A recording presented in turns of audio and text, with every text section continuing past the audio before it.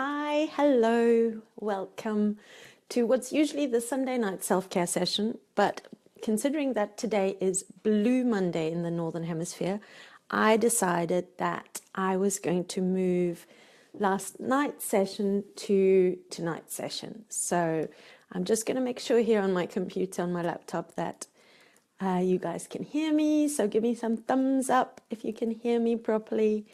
And just to make sure that all the people that wanted to be on the call are on the call. Let's see. Hello, welcome. We're just waiting for a couple of people to join us. Here we go. Hi. Hi.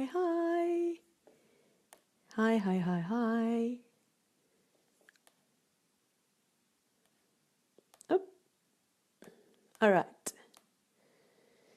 Okie dokie. Seems like you guys are all starting to trickle in. Tonight's topic is how to get back up when you feel like life is getting you really, really down. And first of all, I need to excuse the woolly mammoth setup. I only remembered to put on the heating about 20 minutes ago. I have a little heater next to me that I will kind of cradle. But the reason why I'm all dressed up like I'm going outside is because it is freezing cold in this room. Let me see if I can see if you guys are all here yet. If you have any questions about tonight's topic, please make sure you ask me in the comments below. During the call, I'm going to just have a pop look at the comments as we go along so that you can ask me any particular questions that you have. Anyway, welcome.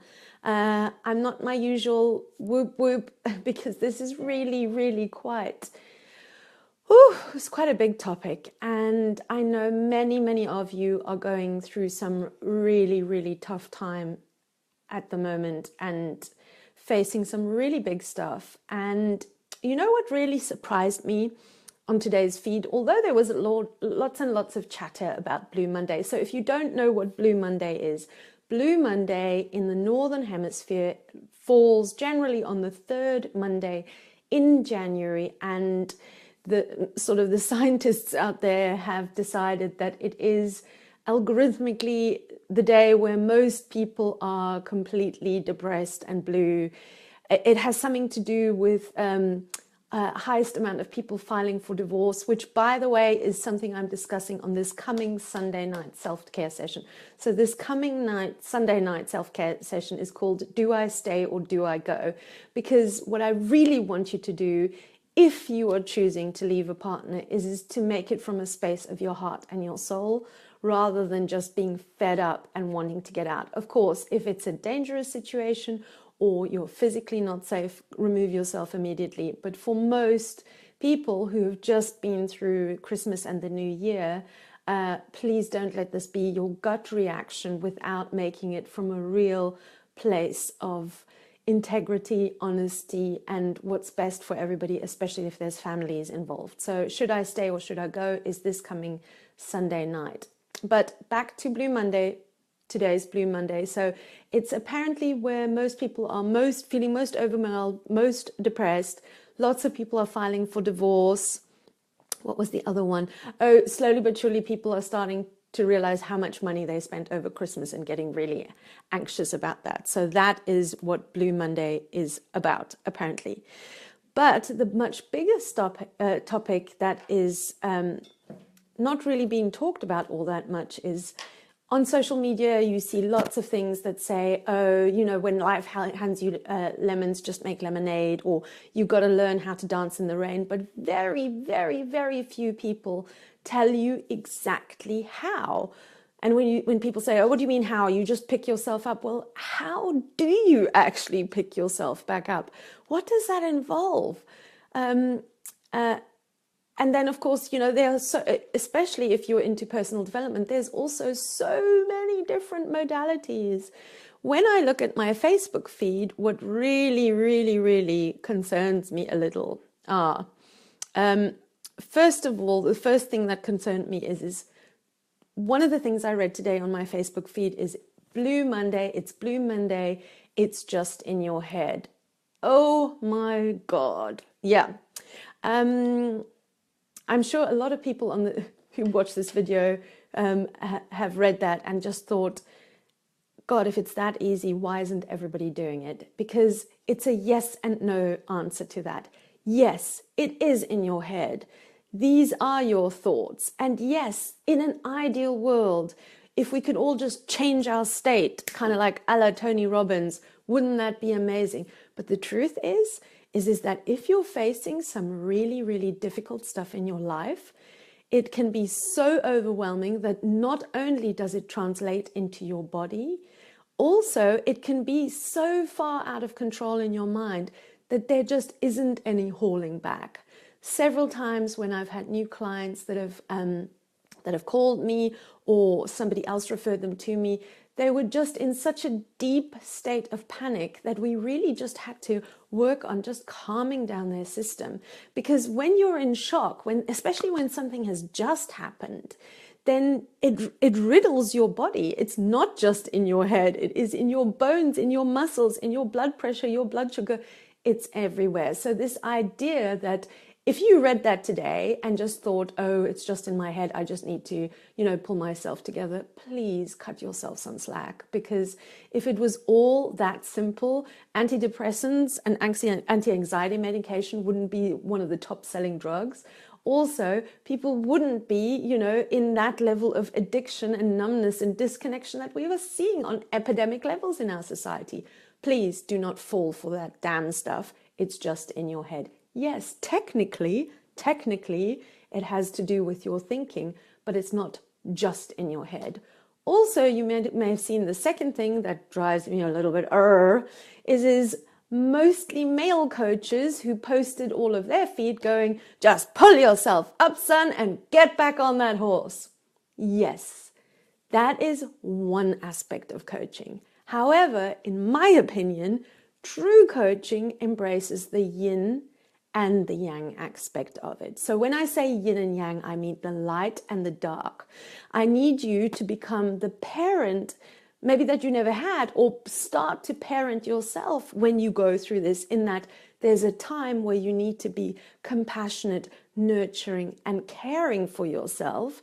And there's a time to say, hey, I think we've done this enough now under the duvet. Might be time to actually step out there and get going. But this idea that there's only the yang aspect or only the masculine aspect to healing, where you basically need to smack yourself around the head to get back up, please be wary of that. It isn't that one is right or wrong, and some people might respond better.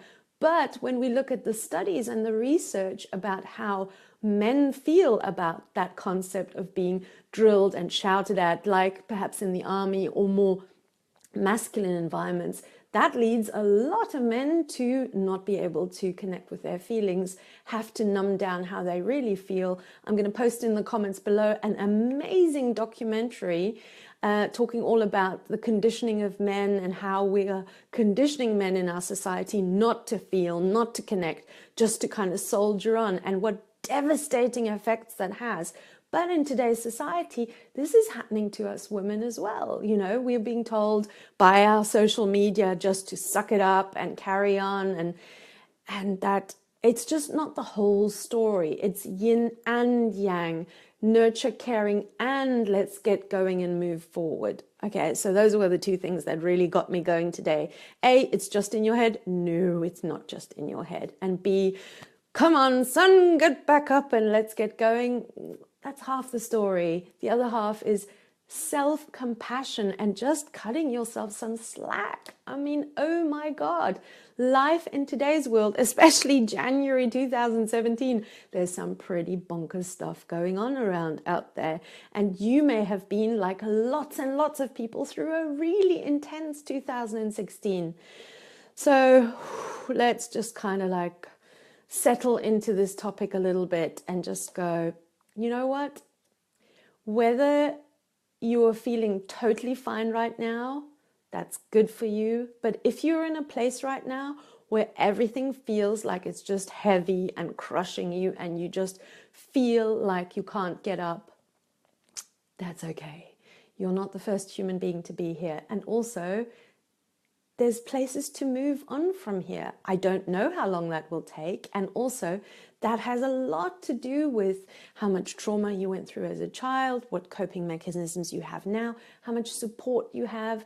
And please, please, let's not get into that place where you feel like you're somehow getting it wrong because you went to your doctor and you got some antidepressants. I was on them for 2 years. In 2009 and 2010, and it was the best decision ever. I did get misdiagnosed for it, but that's a whole other story. But still, it's like, it is not a failure. It is not a failure to take antidepressant medication.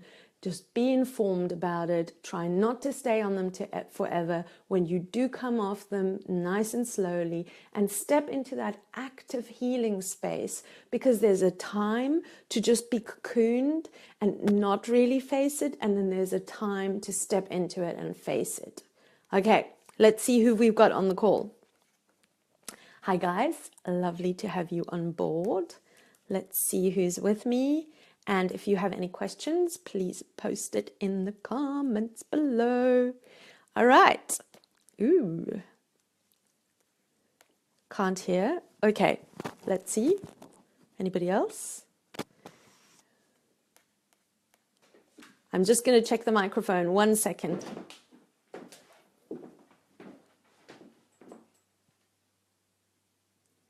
All right. If you guys can hear me, can you give me some hearts and some loves and some like? Okay, I have some of you who are hearing. All right, so we should be on track. All right. Okay.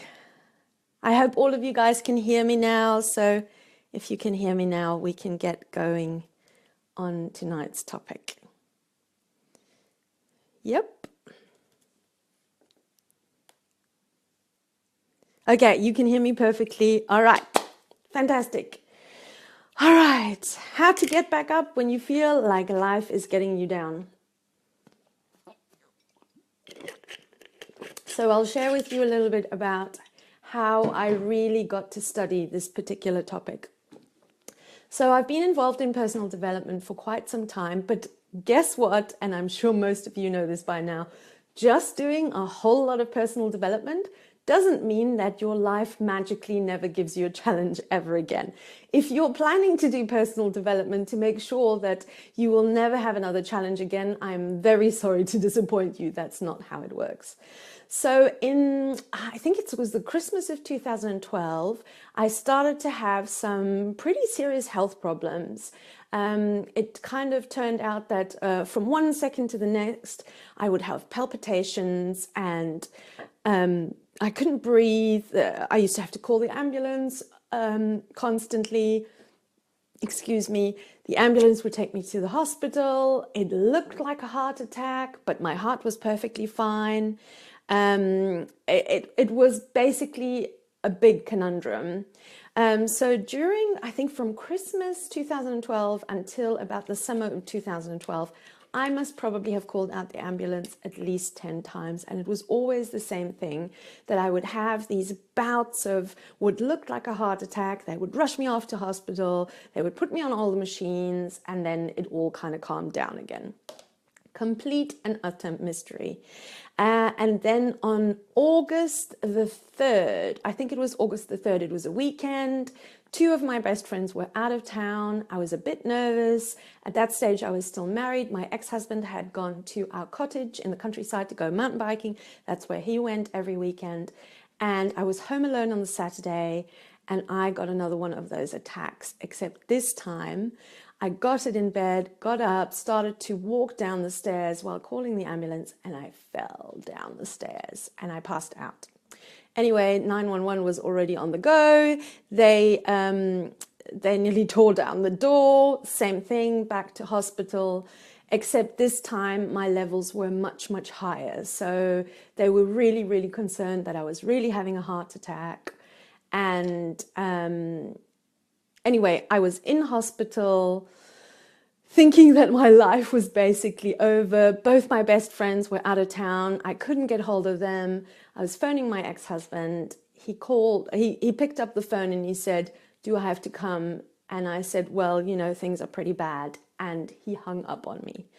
And already when he hung up on me, I had a real strange feeling that something really big was happening. But at that stage, I kind of put it down to the fact that I thought that my life was going to end in the next half an hour. Anyway, they finally on that night found out that I had an infection in my stomach that had attacked my heart and my spine and was attacking my nerves and my brain, and they put me on antibiotics. So in that kind of fateful night of being all alone and being absolutely terrified, I did, however, find out what the hell I had. Anyway, I had to take a cab home from the hospital. The nurse completely freaked out because she's like, "Can't a friend take you home?" I'm like, "They're all on holiday." It was August, it was school holidays. And then she's like, "Where's your husband?" And I'm like, "I really don't know." And anyway, I got home. I was really drowsy from the medication. I was pumped up of like 5 different medications. I lay down on the couch. My husband comes home and he says, "I'm leaving you." So with a space of 12 hours, I went from thinking that I was dead to actually really properly having my absolute world fall apart. So from 2013, then for 6 months, I thought he was just having a nervous breakdown. Well, I was having the nervous breakdown, a midlife crisis, but it then turned out that he was with somebody else, and it very quickly became obvious that that was the end of the line, and he said he wanted a divorce. So that was really the unraveling of my world. The best way that I describe it to a friend of mine was, I said, imagine you come home and you open the door and you're smelling fumes of a fire, and what you actually realize is that every single room in your house is on fire. And that's the way that I explained it. It was like my emotional room was on fire, my financial room was on fire. I was terrified. I had night sweats. I had terrors.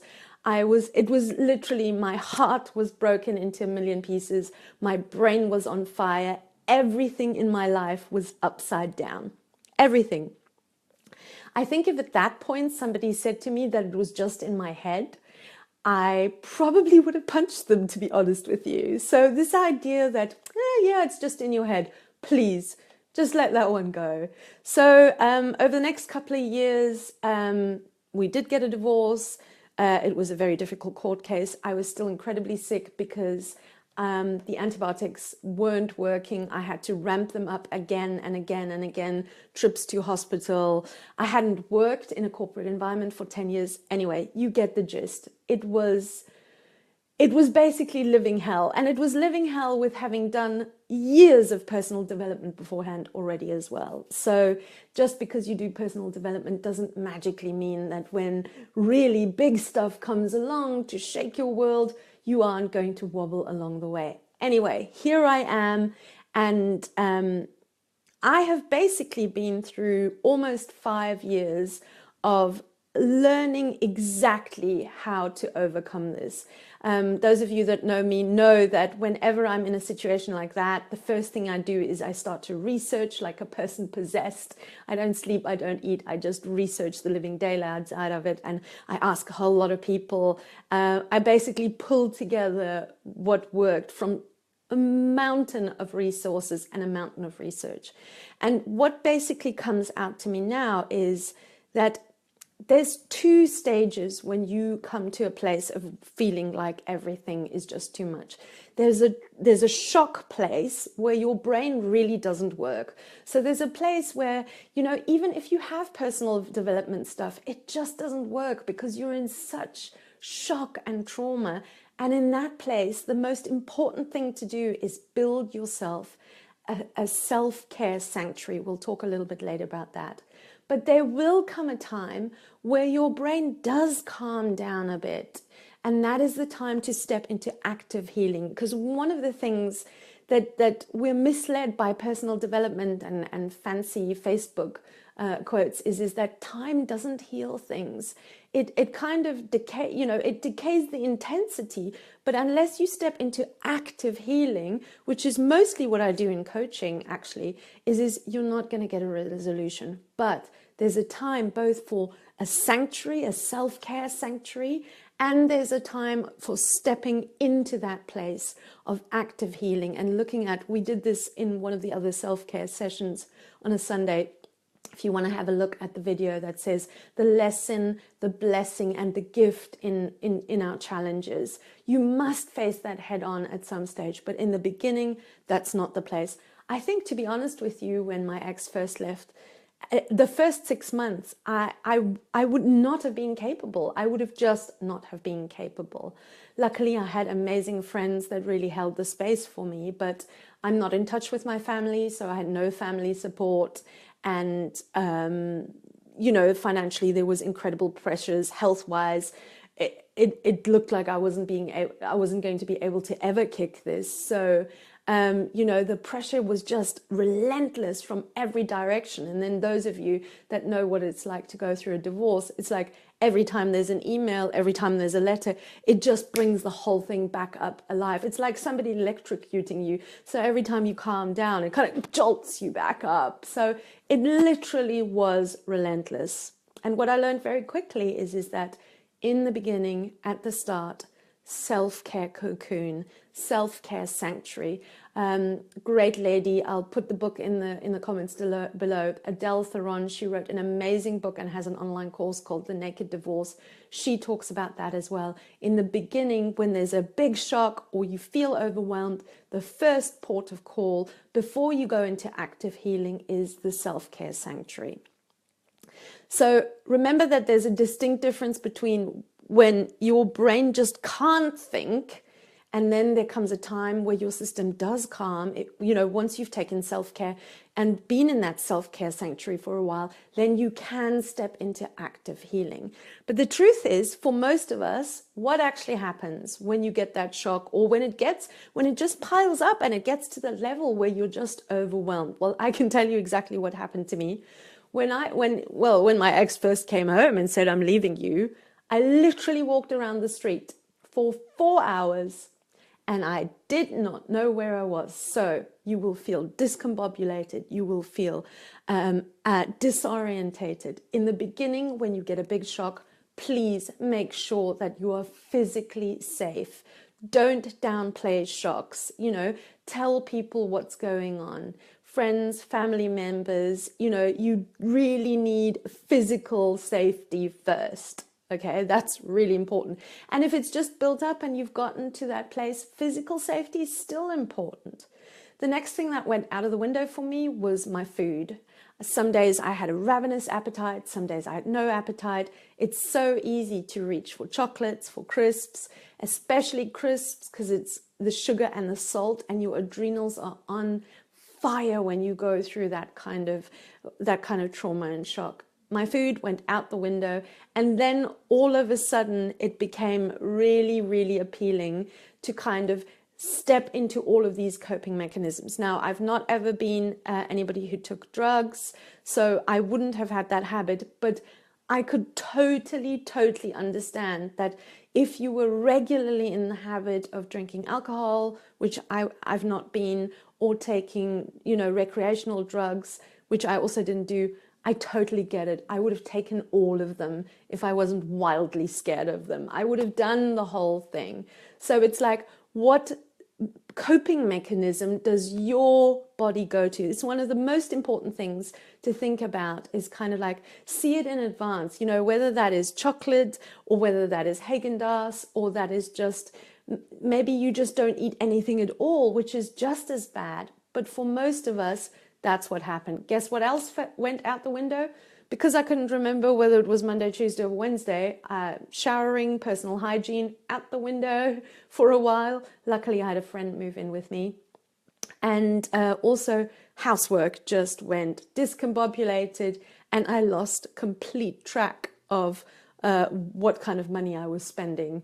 That went out of the window as well. So it's really important to understand what your specific coping mechanism is. And in first line, manage that. Because the problem with these coping mechanisms is that they just take you down some really, really slippery slide spiral downwards. So, it's like one tub turns into 5 tubs, one bottle into 10, it's like one joint into 20.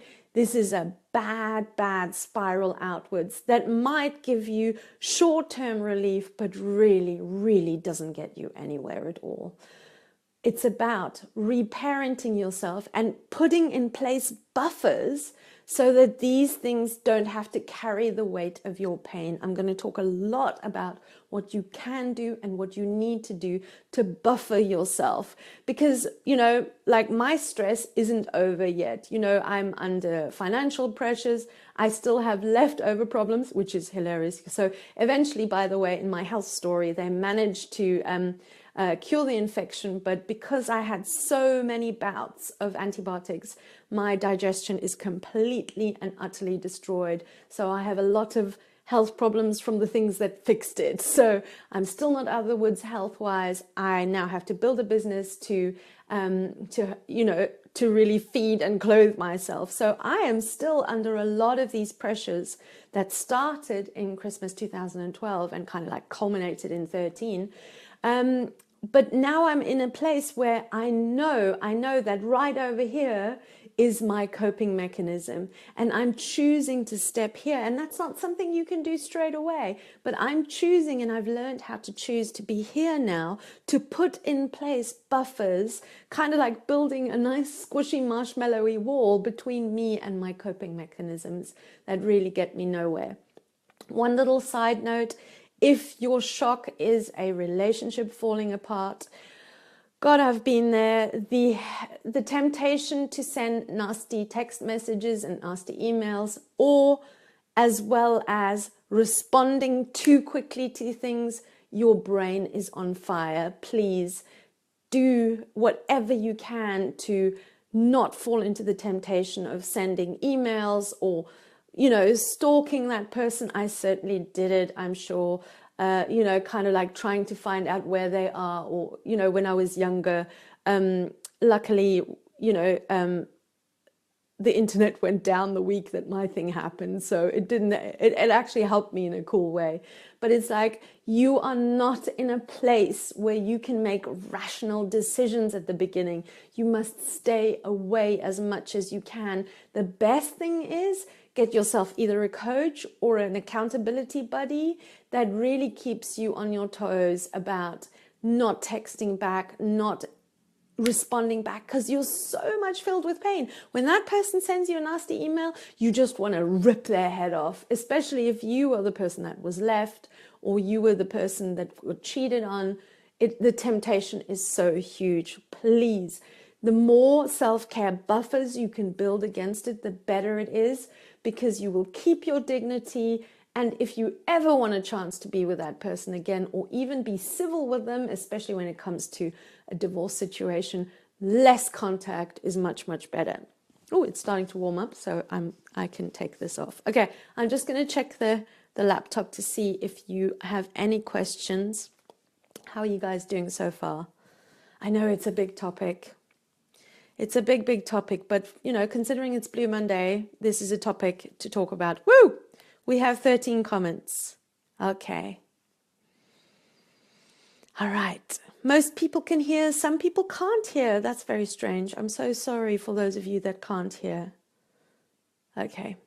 All right. So we were talking about the fact that you will be in a place where in the beginning, or when it just gets too much, your brain will not be able to think. And that's when it's time to be in your self-care sanctuary and really support yourself to the best of your ability and get help and get support.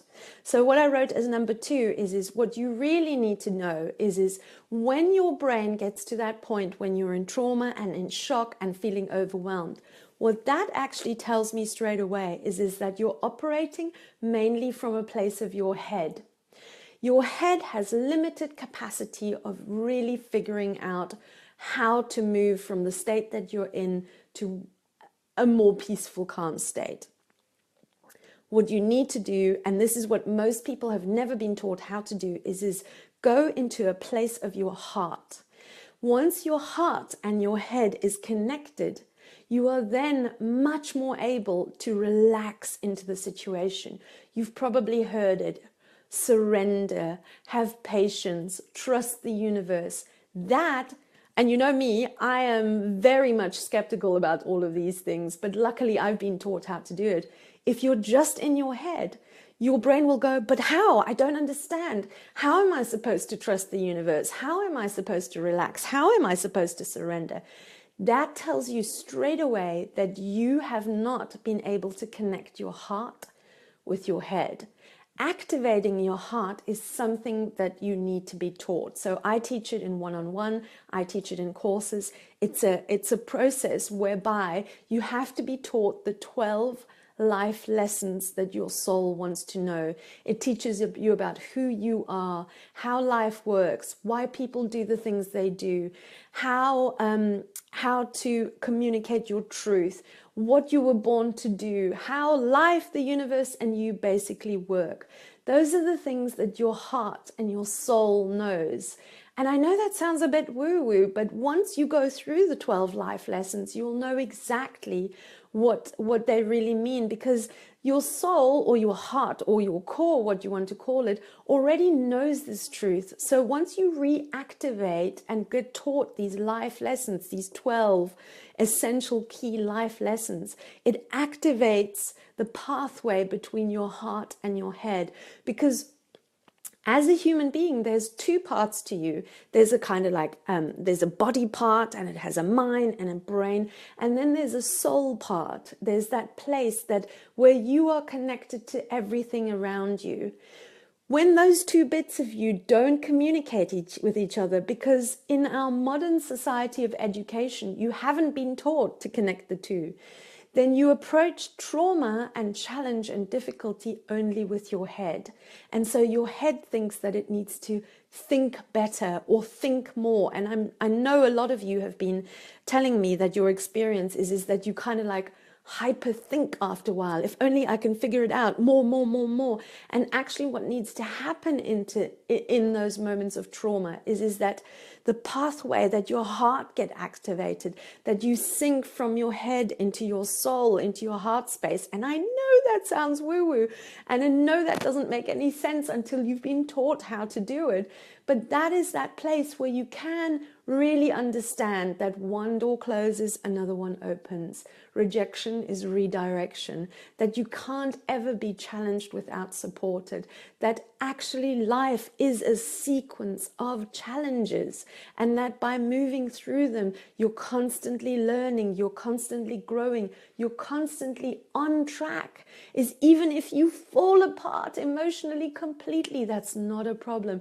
Your life is still on track, and it will be on track, irregardless of what you do. This is only a couple of points of the 12 essential life lessons that your soul desperately wants you to know, so that your mind can trust and sink and calm down and relax into that place, that even though on the outside it looks like things are going wrong, actually you're the right person in the right place with the right support, the right challenge at the right pace, and everything is unfolding at exactly the right speed, with the right support, with the right challenge.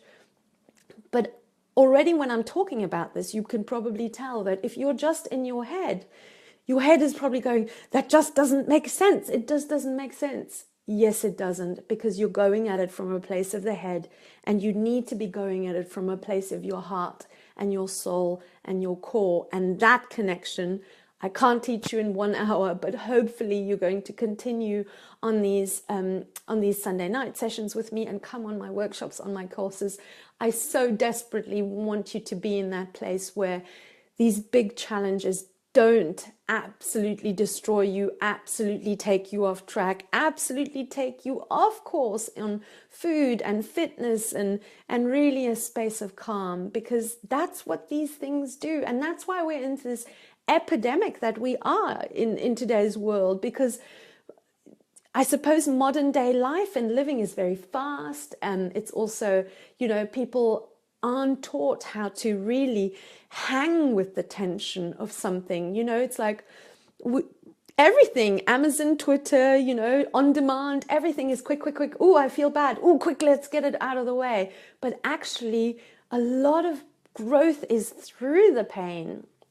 And that's something that you really need to be taught, and you need to go through how to go through pain and not get overwhelmed and not get frightened that it'll take over forever, because emotions are like clouds. They come and they bring some intense storms and then they move on. And in that moment, all we need to do is really have this cocoon space for you and reparent yourself. And I know for some of you, that might be being the parent that you didn't have. But come at it from a place where, how would you care for a child in that situation? How would you care for your best friend in that situation? So I'm going to talk now a little bit about what tangible things you can do, all of which I have tried. But the caveat is I'm going to give the list. You're going to have to try them, because what worked for me will not work for you. But these are hardcore, studied, scientific things that have proven to calm down your nervous system, to get you in a space of coping, to just calm the whole thing down. And my number one top thing to do to move you from that place of shock into that place of kind of like, it's okay, I'm still here. Number one is breath.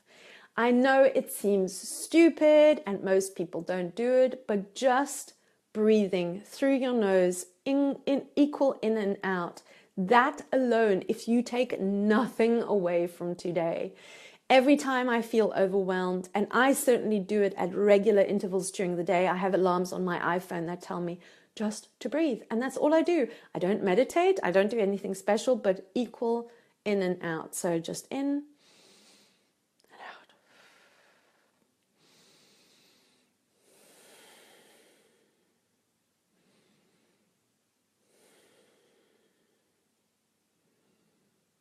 And already you can feel the whole thing has calmed down.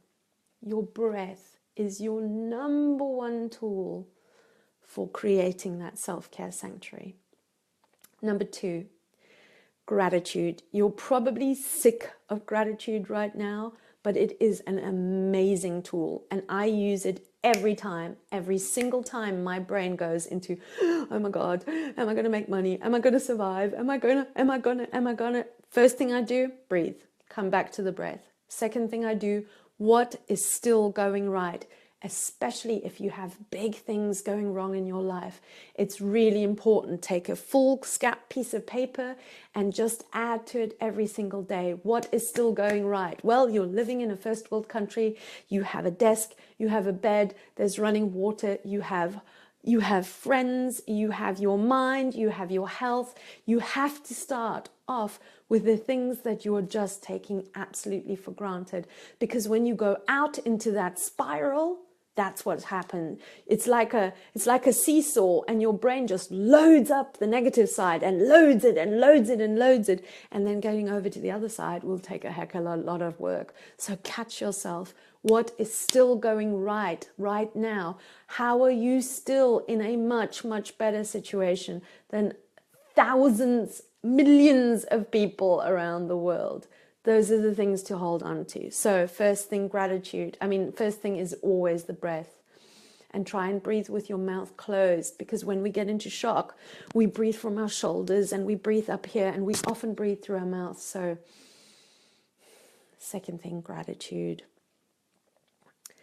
Third thing on my list is self-compassion. Because I don't know about you, but I very, very quickly can spin into that place of, oh, I'm a coach, I should know better, or I've done so much personal development, why can't I get this right?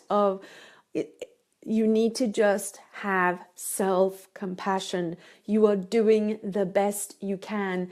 If you could do better, you would do better. But this is the place where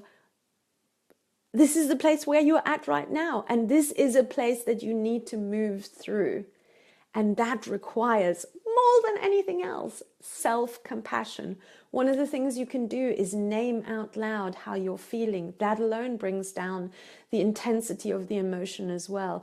If you need to sob on your kitchen floor, I did it for 6 months solidly every single day. And that's what it required for my system. It needed to come out. It just needed to come out. And I wrote a journal every day about how I felt and what was going on. Just be where you are and just love yourself. And even if you have to love yourself for not being able to love yourself, the person who's the absolute star of self-compassion to me is a chap called Matt Kahn. I will add his stuff and his YouTube channel. It's amazing. He has hour-long videos on there.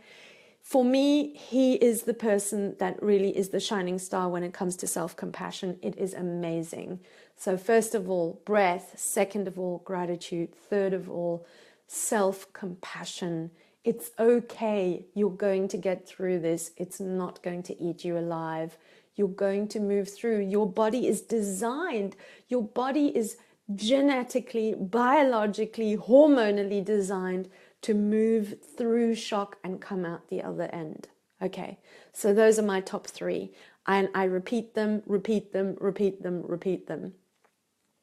Talking about repetition, one of the things that can be incredibly helpful is affirmations. So I use the one that Matt Kahn uses. He says, I am the light I am. Something that reminds you that there's a bigger picture. Now, if you haven't been taught the 12 life lessons, you are not going to be able to really use affirmations like that. And this is my problem with most people using affirmations, because they're still doing it from a headspace. So you can affirm everything in your head. Unless your soul is connected to your head and your heart understands and has a real knowing of it, it's not going to make sense. So affirmations and mantras are much, much more useful once your head and heart is connected. That pathway has been activated by the 12 life lessons. But you can use them if they do give you comfort. So another one I use all the time is I believe, I receive. I believe, I receive. I am the light I am. That's the Matt Kahn one. Everything's going to be okay. Sometimes what I do is also I just rub my arms or your solar plexus. I don't know if you can see me. I rub my tummy right here clockwise. Like, what would you do if you were holding a child or trying to soothe somebody who's going through something really stressful? So think about those kind of things. I wrote down a couple of topics here. They're going to be posted. I'm going to take a picture of my notes here. Another big one for me is you must simplify your life. Go and sit down and look through your life and think about what on earth can you outsource. In the beginning, when my world fell apart, I had to just up my asking for help and getting other people to help me simplify my life. When you ask for help, please make sure that you ask for things that are really going to help you. I know the temptation is to kind of like talk through your problem with other people, but please keep in mind that every single person is going to have their own view of your situation. And I really, really don't want you to get too hurt too deeply.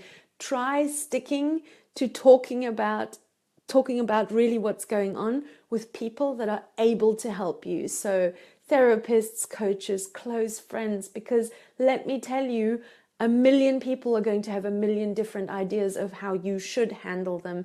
And if you're in a really fragile position, please be wise about who you share your things with. I don't want you to get even more hurt than you are. So the others are movement. Go outside, go for a walk. I know exactly how it feels if you really don't want to. You don't want to go outside. You don't want to meet anyone. But these are the things that really help you heal. Movement, because when your body is in shock, it doesn't want to move. So go outside for a walk. When you're in shock, your body contracts. So stretching, yoga. I do this literally all day long. Stretch, move, shake around. When you're under stress, it moves. It kind of like shrinks. Your body contracts.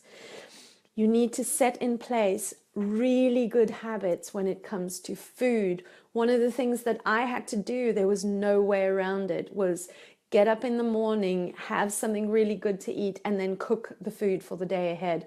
First of all, I just wouldn't do it otherwise. And also, if I didn't have food available when my blood sugar dropped, well, then it was chocolates and crisps and things like that.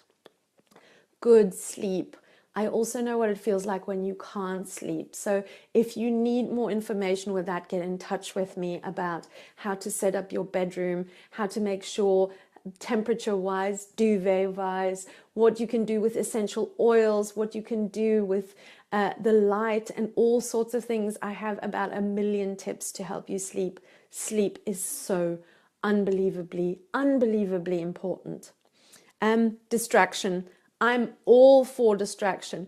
The greatest thing that I did straight after my ex left, I bought Netflix subscription, because in that beginning, when you can't think, or when you do think and it just spirals out into fear, overwhelm, hate, regret, all those wild things, those are not good places to be. So move yourself away as soon as you feel yourself spiraling down. So you're stalking them on Facebook, or you kind of want to write them bad emails, or you start loop thinking. That's what my head started, kind of like going back and analyzing it and regretting it, or thinking, oh, if only I'd done that, or only. It really is a recipe for disaster. Distraction. I have Audible books that were amazing. There's one beautiful one by Elizabeth Lesser called Broken Open. It absolutely carried me. So as soon as I knew that my brain was spiraling out, okay, go watch something on YouTube. Okay, go watch something on iPlayer or on Netflix.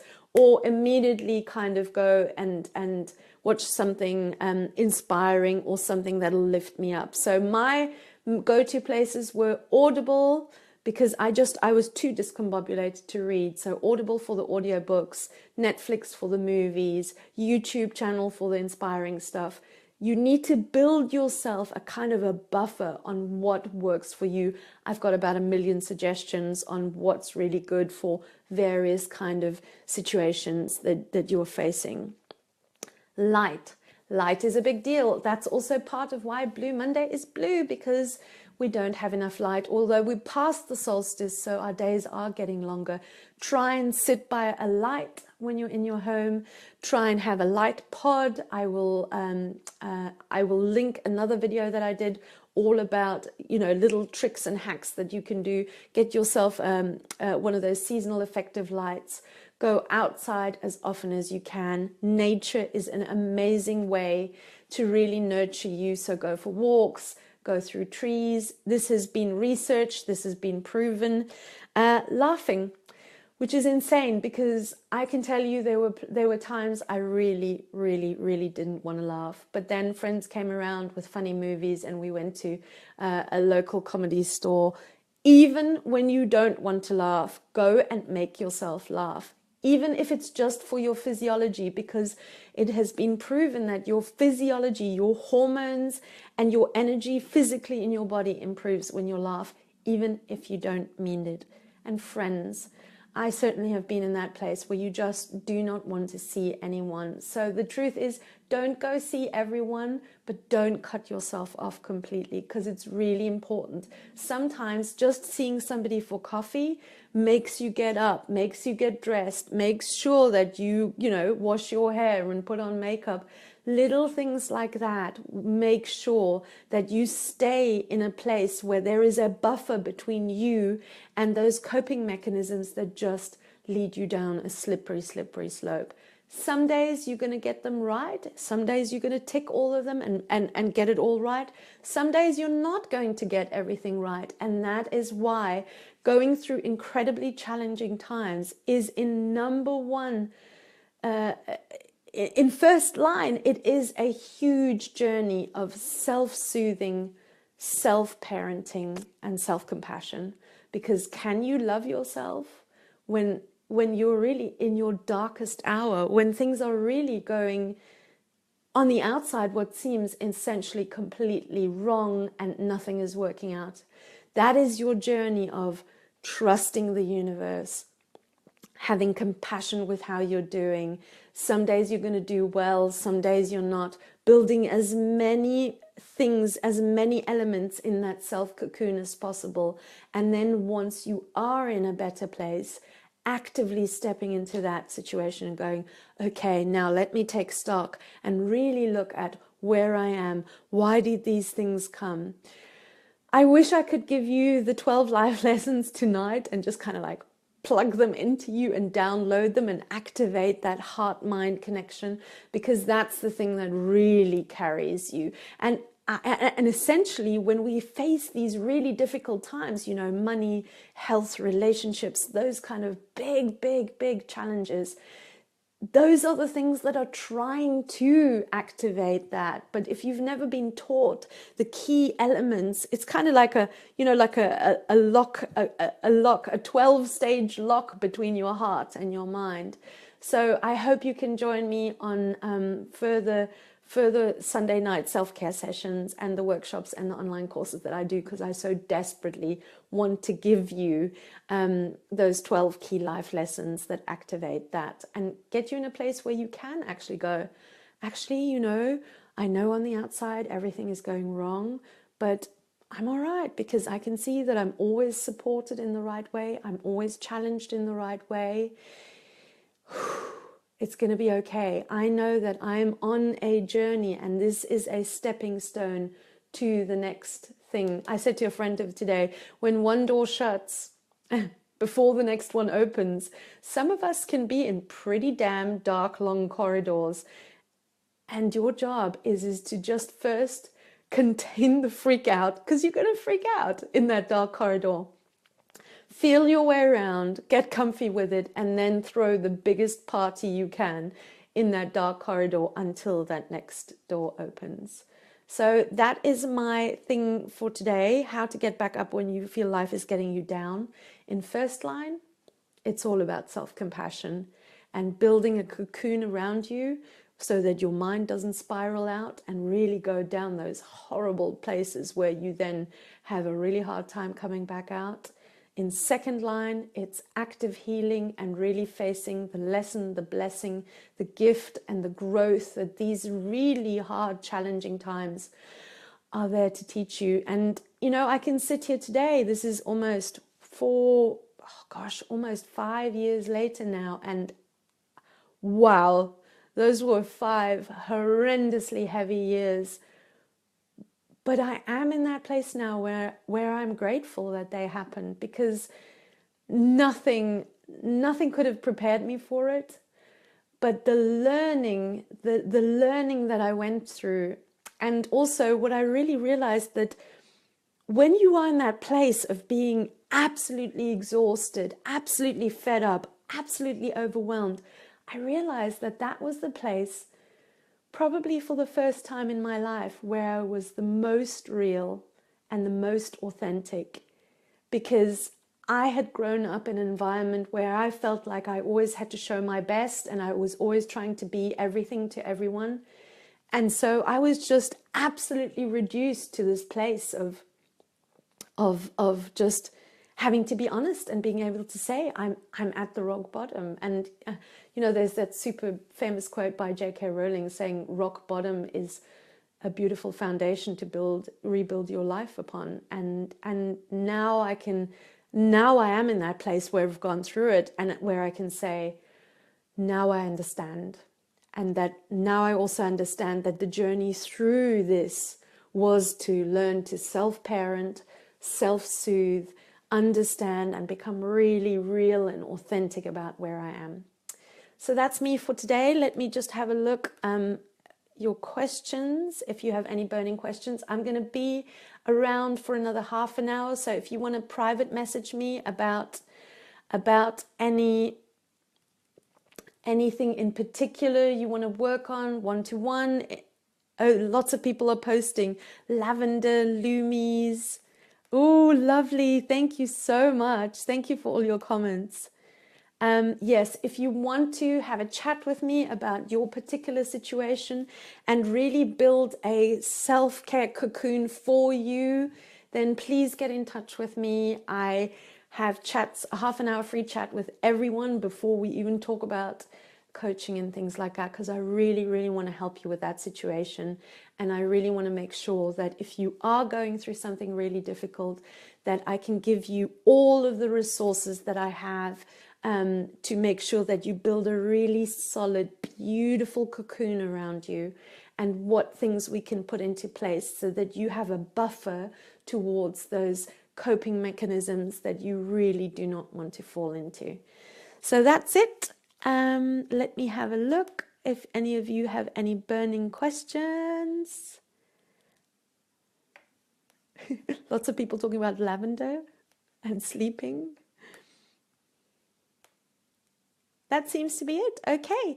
Thank you so much for joining me in today's How to Get Back Up When You Feel Like Life is Getting You Down.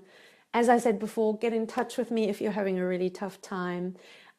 Also, please give me your questions. If you have any big burning questions, I'd love to dedicate a whole session just to answering your particular question.